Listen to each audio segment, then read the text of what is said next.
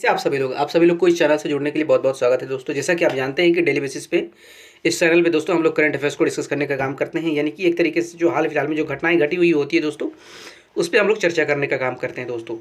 तो उसी संदर्भ में दोस्तों आज हमारे पास एक इंटरनेशनल न्यूज़ है, एक इंटरनेशनल घटना है दोस्तों, जिसपे हम सभी लोग को बात करना है दोस्तों। कहा जा रहा है कि केन्या के जो उपराष्ट्रपति है दोस्तों, जिनका नाम है रिगाथी गच्चागुआ नाम है उनका दोस्तों, उनके द्वारा केन्या में बड़े बदलाव करने के संकेत दिए जा रहे हैं। उन्होंने बड़े बदलाव, उनका जो विज़न है दोस्तों, वो डिजिटलाइजेशन करने के पक्ष में है दोस्तों, बिल्कुल इनोवेशन के पक्ष में है दोस्तों। वो अफ्रीकी देशों को और विकसित करना चाहते हैं दोस्तों। आज का जो चैनल, आज का जो सेशन है दोस्तों, उसमें हम उन्हीं का विज़न को समझने का प्रयास करेंगे कि केन्या के जो उपराष्ट्रपति रिगाथी गच्चागुआ हैं, उन्होंने अफ्रीकी देशों से डिजिटल अर्थव्यवस्था में अवसरों का लाभ उठाने का किया आह्वान दोस्तों। इन्हीं के बारे में पूरा डिटेल में बात करेंगे दोस्तों। कहा जा रहा है कि केन्या की राजधानी नैरोबी में international association of science park and areas of innovation विश्व सम्मेलन के 41वें संस्करण में बोलते हुए गच्चागुआ ने अफ्रीका से अपनी जनसंख्या का लाभ उठाने और डिजिटल भविष्य प्राप्त करने के लिए स्मार्ट नीतियों को लागू करने का आग्रह किया है दोस्तों।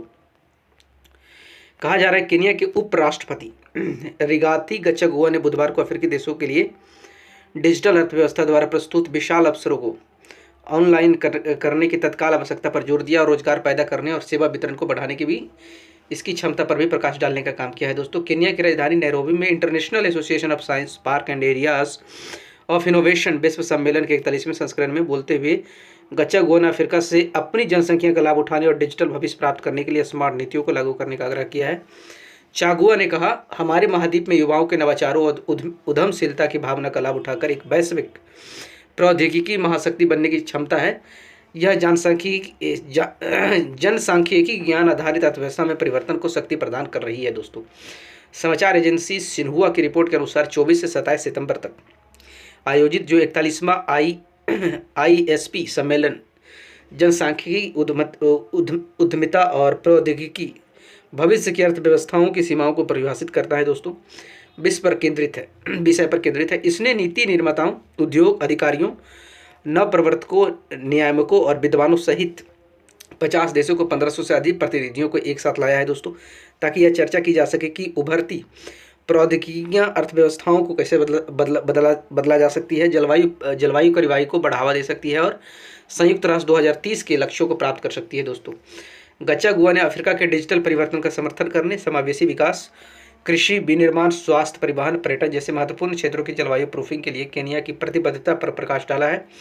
उन्होंने केन्या में 1400 बाड़ों में से 1 lakh kilometre fibre optical cable की स्थापना और डिजिटल हब की स्थापना को ज्ञान आधारित अर्थव्यवस्था में परिवर्तन की दिशा में महत्वपूर्ण कदम बताया है, जिसके लाभ पूरे महाद्वीपों में गुजरने की उम्मीद है दोस्तों। उन्होंने अफ्रीकी देशों से कृत्रिम बुद्धिमत्ता, जिसको हम AI भी कर सकते हैं, blockchain, cloud computing, internet of things जैसी उभरती प्रौद्योगिकियों को अपनाने में तेजी लाने का आह्वान किया, जिनमें अर्थव्यवस्थाओं को नया आकार देने और कार्यस्थल उत्पादकता बढ़ाने की क्षमता है। गच्चागुआ ने अनुसंधान और विकास, प्रशिक्षण के साथ साथ रणनीतिक निवेश की आवश्यकता पर बल देते हुए कहा है कि 2030 तक वैश्विक अर्थव्यवस्था में कृत्रिम बुद्धिमत्ता का योगदान 15.7 ट्रिलियन अमेरिकी डॉलर होने का अनुमान है।